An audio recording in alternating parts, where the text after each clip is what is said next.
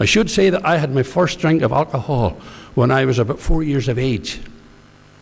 Now I say that tonight as a warning and as a regret, because alcohol was to almost ruin my life, to destroy my family, and to make me a statistic tonight, because I turned to alcohol. I thank God tonight that He saved me from a life of sin. As you'll know by my accent, I'm from the centre of God's creation. I'm from a wee place called Clough, just outside Ballymena. Now, if you don't know about it, don't worry about it. You haven't missed a big lot. All it contained was about 20 houses, 2 wee shops, a post office and a pub. And I was born and reared in the pub. We lived with my great-grandmother, who was a lady by the name of Mary McCrae. And I say this lovingly tonight, she was a bad-tempered woman. And I still have the marks in my back to prove it. But she was a woman that walked with a stick. She didn't need the stick. It was only for battering you with. But I thank God that even though I was brought up in that home, was a good home, it wasn't a Christian home by any manner or means. But I thank God that in that home I was loved and I was cared for. And I had a father. My mother died when I was quite young, and so my father was left with the job of bringing up 6 of us. And I was just saying to our brother here tonight, unknown to me, my father had been a backslider. But my father insisted that we would attend church and Sunday school. Now, I was one of those men, and still, for a long time thought I knew better than my father, than that what benefit would it be to me to attend Sunday school and church? After all, I was going to be a professional footballer, so I didn't need Sunday school or church. I was going to play for the greatest team in the world. That was Ballymena. And you know how we're doing at the minute. But anyway, that was all I was interested in, was kicking a ball. And that was all I wanted to do. But my father was a big man. And he was, I would say, he was a Pentecostal. He believed in the laying on of hands. And often he laid them on me. And so I was sent to Sunday school and church. But I rebelled. Because on a Sunday morning when I was leaving home, I would swap my hymn book for the Ireland Saturday night. I would tuck it in below my wee coat and my arm, and I would head down the road to the local Presbyterian church, which was about a mile away. And when I would get to the church, instead of turning right into the church, I turned left into the car park. And I would find a car that wasn't properly locked or wasn't locked, and I would get into the back seat and I would lie there, and I read this Ireland Saturday night from cover to cover. And I became an expert. And you know what an expert is? An X is a has-been, and a spurt's a drip under pressure. And I became an expert in sport. And anything you wanted to know about sport, from horse racing to football or rugby, I could have told you. But in our house, whenever you came home from church, you had 2 questions to answer. One, was there a big crowd? And we were Presbyterians, so the answer was there was a fair crowd. That covered a multitude of sins. And the next question was, what was the minister preaching on? Now, I was that smart, I didn't know anything about this good book at all. I knew nothing about it. I didn't even have the sense to know that it was an Old Testament and a New Testament. I hadn't even the sense to come home and lie to my father and say he was preaching out of the Gospel of John. But I knew I needed the answer, because I couldn't get to the dinner table until I answered the question. And I liked me grub. And so one day I caught a younger sister of mine smoking behind some sheds that we had.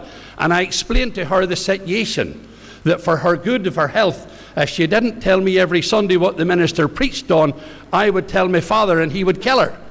So as I was coming up the road on a Sunday, she would explain the sermon to me. Now, it shows you how trusting I am, because I listened to every word she said, and I related to my father, and then I got my dinner. But there came a stage when I decided that there was no point in going down the road at all. And I rebelled against all of the things of God. I had absolutely no interest in God or the things of God. But yet, if you had asked me, was I a Christian, I probably would have answered yes, because I hadn't a clue what a Christian was. I began to get involved in sampling the wares of the place where I was born and reared. I began to sample the alcohol, and I began to like it. And one night in particular, I made a conscious decision that I would try to have more of this liquid that I had got. And so every time I was behind the counter, I was sampling and trying out this liquid. I met my wife Janice one night in the Flamingo Ballroom, and I took her home that night, and I remember being sick at our front gate. Her father said to her the next morning, "I don't know who the trump was you were with last night, but my best advice to you would be to dump him and never see him again." Now, I thank God tonight that she didn't heed her father, and we eventually got married, and we moved into a place called the Dury Road in Ballymena. Now, I thought if there was such a place as heaven, I had arrived in it, because across the street from us there was a poker school that went from a Friday night right through to the Saturday morning, and we had been found in that. Alcohol played a large part in our family and in our home. I remember one night sitting in that house across the street. I just had come and got my holidays and had my 2 weeks holiday pay. And I remember that night, in the turn of a card, my wife lost our 2 weeks' wages. But we didn't worry about it. What had we to concern about? And yet we had nothing in the house that could feed our family. And friends, that's how low we had gotten, because of sin and because of alcohol. My wife decided that she didn't want to live on the Dury Road any longer. And so if you didn't want to live on the Dury Road, the only one place you would want to live, and that was in Clough. I married a strange woman. She didn't want to go to Clough. And so we eventually got a house in a place called Galgorm, just outside Ballymena. And remember the night we moved in, she said to me, she says, "I know the girl that lives 2 doors up from us. She's a Christian." And I says, "Well, that's all we need, a holy Jew." I says, "As long as she keeps her nose out of our business, we'll be all right." But one day I was out in the garden. I wasn't doing any work in it, because that's why I went into the ministry. I don't like work. But I was out in the garden, and her husband came up and he started to talk to me. And he says, "I know you." And I sort of smiled to myself, and I thought to myself, "No, you don't know me, because you don't move in the same circles as me." But I said, "No, I don't think so." He said, "I do." He says, "You played for Ballymena." I said, "I did." And he started to talk about sport. Now, I just assumed that because he's talked about sport, this man didn't go to church or anything. So I relaxed, and I started to talk about football and everything else.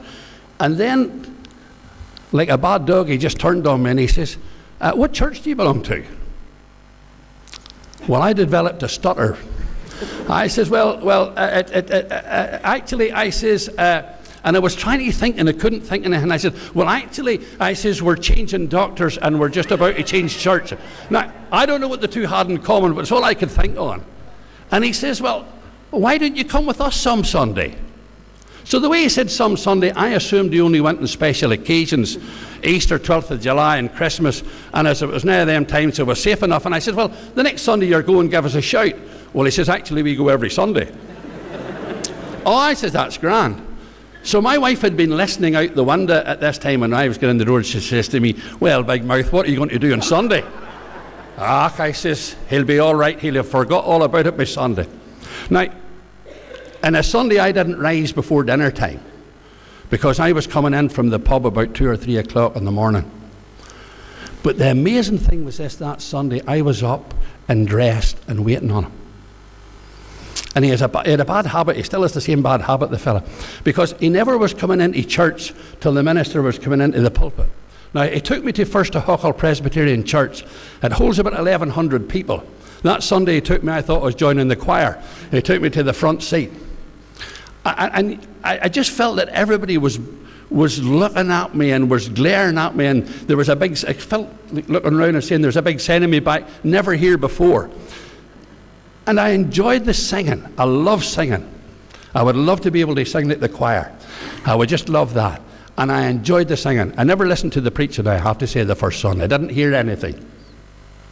I come out, and I was working in the Gallagher cigarette factory at the time, and I began to think about this. This singing, there was something about this place that appealed to me. I hadn't a clue what it was. I went back the next Sunday and really enjoyed it. And I began to feel a warmth in this place that I'd never felt anywhere else in my life. One night, I was sitting in the house, and this young girl came to the door, and she says, we're having a mission in Gilgore Hall. I wonder, would you come to it? I thought, that's the answer. Maybe it's a bit like this Christianity is a bit like the Orange Order. You maybe need to get into a back room and get a ride in the goat, and you come out and you're saved. That's what I'll do. I'll go to the mission. So I said, yes, I'll go. So I said to my wife, I said to her, I'm thinking of going to the mission in the Orange Hall. Now, I should say at this stage, our marriage was a marriage by name only. I was living the life of a single fella, though I was living at home. I had a family, but I still thought I was a single fella. So my wife said to me, she says, go wherever you like, I don't care what you do. But she said to me the next night, she said, look, the girl that works with me, it's her church that's running the mission. I'll go on the Sunday night and you could go on the Monday night. I said, that's all right. Now, it's a bad thing, man, let me say this, you never let your wife out on her own. Because she went on the Sunday night, the Monday night, the Tuesday night, the Wednesday night, the Thursday night, the Friday night. And she said to me, she says, they're having an evening of praise on the Saturday night, I think I'll go to it. I says, it'd be a sin to spoil the week, you should. So she went to the evening of praise in Gilgore Hall. And that night she came home, I was sitting watching the television, watching Match of the Day, and I had a glass of whiskey in one hand and my cigarettes in the other. And she came in the house about 10:30, and I said to her, very sarcastically I might say, I said to her, it must have been some meeting. She says, James, it was a brilliant meeting. I get saved. And I was angry. Because here was I searching and seeking. She wasn't interested. And she had got saved. And so I came to the conclusion that night that for the life that I had lived and the things that I had done, that God wasn't interested in me. That I was beyond God's salvation.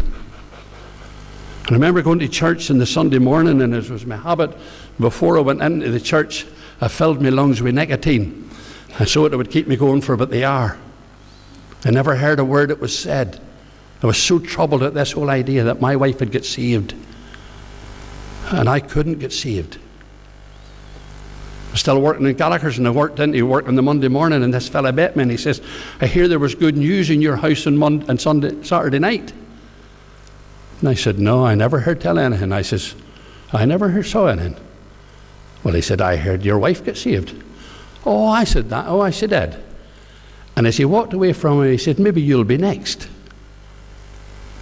And I just longed to have said, I want to be saved. Now, I knew nothing. I didn't even know how to be saved. I knew nothing. And I was that proud I wouldn't even ask anybody. But by the Wednesday, I was in such trouble and such distress. I could neither eat nor sleep nor even do anything. And I didn't know what was wrong with me. And so in the middle of the day, there was a public phone box in Gallagher's, and I went to it. And I looked up the minister's number, and I phoned him, and I said, is there any possibility you could call and see me sometime? He says, is it urgent? And I said, oh, no hurry. Any time at all. Like yesterday would been a good day. He says, well, sure, I'll call tonight after the midweek. I said, that'll be grand. I never said anything to my wife. She went out to the mission was still on, and she went to the meeting. And the minister came to the house that night, and he knocked the door. And when he knocked the door, he looked at me, and he says, you're troubled. I said, yes, I am. I says, tell me this, I have a question for you. Could I be saved? And he gave one of them wee laughs, as much to say, what a stupid question. And he says, of course you could. He said, Christ died on the cross for you just the same as anybody else. Remember that night he brought me in, and he showed me from the scripture how I had been born in sin, and how that I'd turned away from God and went away from God because of my sin. And how that if I came and repented of my sin and trusted him as my Savior and Lord, that I would know forgiveness of sin. And I remember that night, it was the 28th of March 1979. I remember getting on my knees in front of RCT.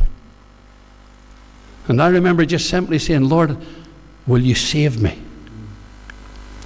And you know, friends, I knew nothing about salvation. I knew nothing about this good book at all. But I knew that night when I got up off my knees, I knew God had done a work of grace in my life. I knew that night without a shadow of a doubt I was saved and I was for eternity. And I knew that God was real that night. And my wife came in from the meeting that night. And for the first time in years, her and I hugged and we praised God together. And what a wonderful change it made in our home and in our lives. Now, I was still working in Gallagher's, and I had to go to work the next morning. And I remember going over Kilgorm Bridge, and in those days my hair was a wee bit redder than it is now. And I remember I was singing, I was praising God, it was great this. But as I came to the front gates of Gallagher's, I realised that I would have to tell these men that I was saved. And I knew that if I went into Gallagher's and told them I was saved, they would laugh at me. And my hair was the wrong colour for that.